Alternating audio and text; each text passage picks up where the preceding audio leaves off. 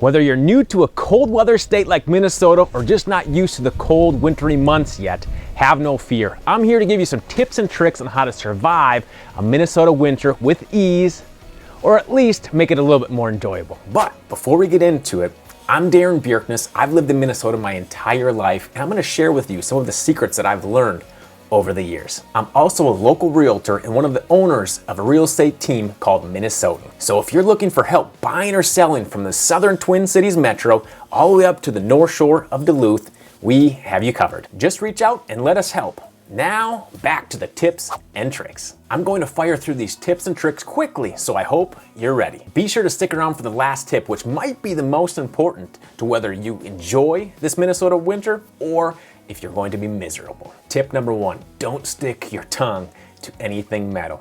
But if you're gonna try this one, make sure you have a glass of warm water nearby to pour on your tongue to get it to release. Tip two, with all the dry and cold temps, your skin is gonna get very dry, so make sure you lotion up after every shower, otherwise your skin is gonna get very scaly and chapped. Tip number three, carry some chapstick in your pocket or your purse. You wanna keep those lips in tip-top shape. Tip number four, it's going to get dark much earlier, so make sure you're planning accordingly. Tip number five, carry some good hand warmers with you. You never know when they'll come in handy. Tip number six, carry a small shovel in the back of your vehicle. You never know when you may slide into some deep snow or come upon someone that's also stuck. Tip number seven, get a car starter installed on your vehicle if you don't already have one. This is a great luxury, especially if you're parking outside.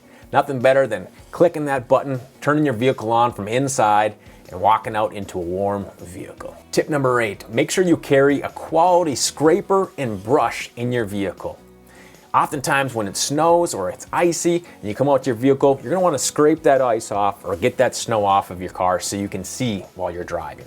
And if you're in a pinch and you don't have a scraper, use that little Starbucks gift card and that will work to scrape the ice in a pinch. Tip number nine, get a vehicle that has a heated steering wheel and heated seats.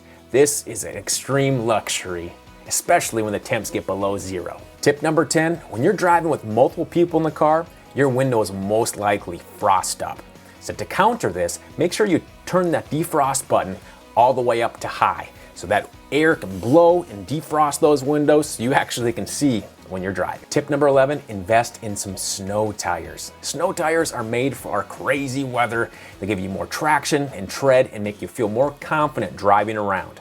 Your all-season tires are okay, but you'll definitely notice a big difference if you upgrade to some winter tires. Just make sure to swap out your winter tires for your all-season tires in spring because they're not made to run during the winter months because they're a softer rubber and will wear out much quicker if you don't swap them out. Tip number 12, along with the winter tires, make sure you get a vehicle that has all-wheel drive or four-wheel drive.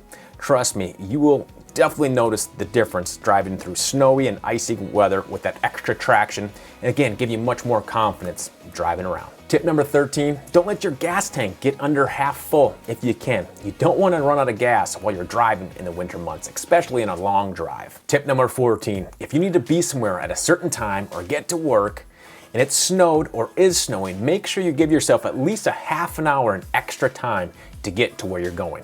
With the snowy and icy conditions, traffic will slow down. You will have some crazy person driving too fast, sliding into the ditch or ramming into someone in front of you. Now you're getting delayed even more. So to stick to that right lane, watch out for the crazies in the left lane, and give yourself plenty of space from that car in front of you.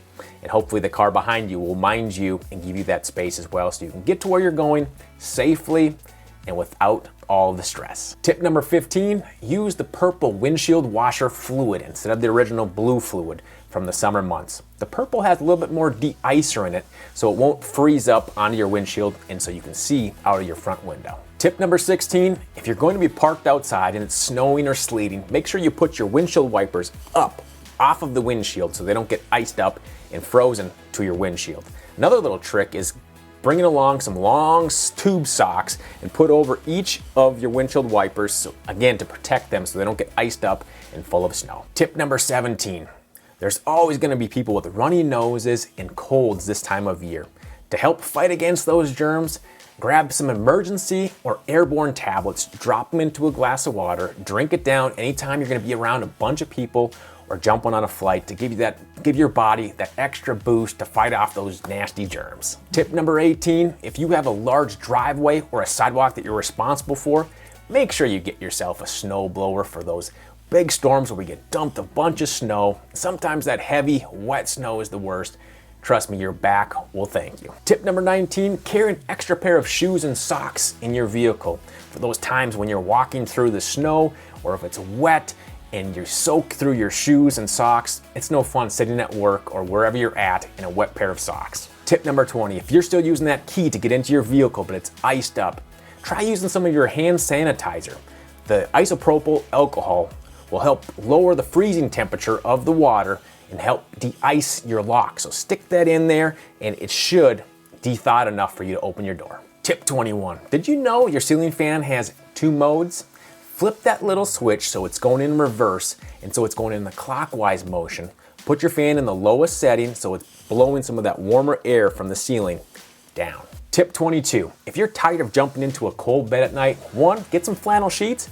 2, purchase an electric blanket and turn that thing on a couple minutes before jumping into bed so you can now jump into a nice, cozy, warm bed. Tip 23, get yourself a Nest thermostat or a comparable Wi-Fi thermostat. So when you're coming home from vacation and you're about an hour out from getting home, you can go to your phone, turn up the heat.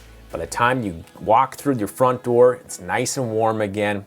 Or it's also handy when you're in bed and you're just waking up and it's cold in the house that you can turn that heat up or down from the comfort of your bed just by using your cell phone. Tip 24, make sure you're running a humidifier in your home, either a furnace humidifier or a separate unit to keep the air from getting too dry. You'll know it's too dry in your home if you're walking around and you're getting shocks when you touch things, or if you're prone to getting bloody noses. Just be careful not to have too much humidity in your home as it causes problems with your windows.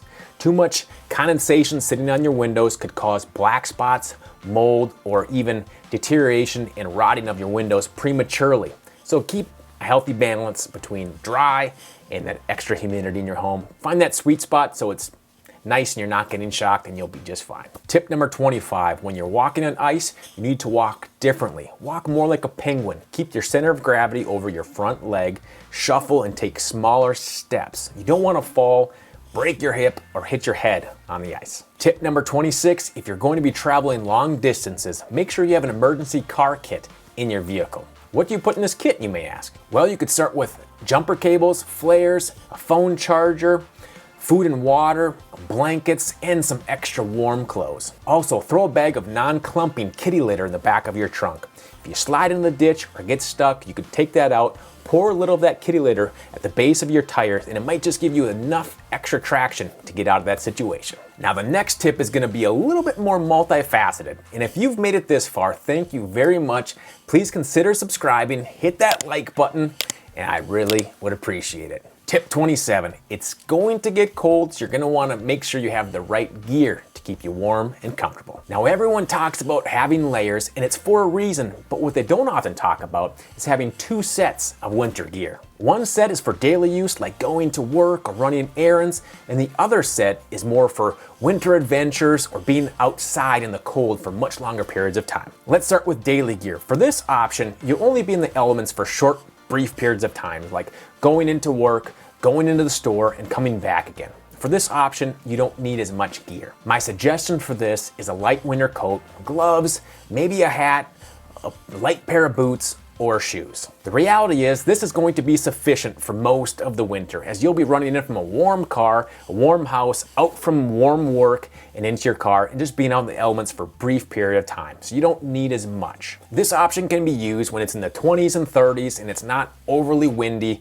or snowy. However, when you're planning on being outside for a longer period of time, you're gonna wanna dress much differently. You should have 2 options for this type of situation as well. One for being active and one for being in the same spot for a longer period of time, like at a sporting event or ice fishing and sitting on a bucket in the middle of the lake. When being active, you'll want to dress in layers, starting with a merino wool base layer on your lower and upper, as well as merino wool socks. Ultimately, you're gonna wanna make sure that you don't sweat too much. Otherwise, when you stop, you're gonna get cold really fast. I suggest merino wool because it breathes much better, it doesn't stink, and it dries out way faster than cotton. When cotton gets wet, it's wet for a long period of time. And if it's windy, you're probably gonna want a breathable soft shell jacket or something similar to help block that piercing cold wind. You'll also want a nice puffy jacket to throw over the top of you when you're stopping, resting, or just done for the day. Again, make sure you have a fresh pair of dry socks and boots for when you're all done. There's nothing better than slipping those on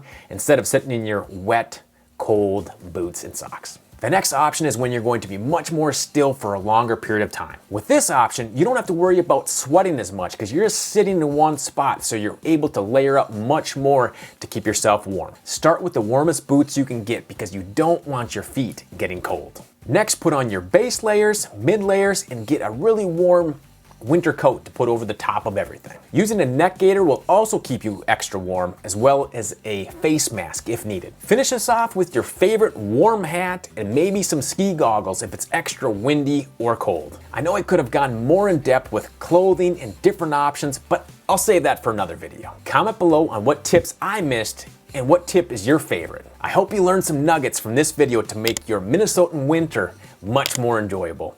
Thanks for watching, and we'll see you on the next one.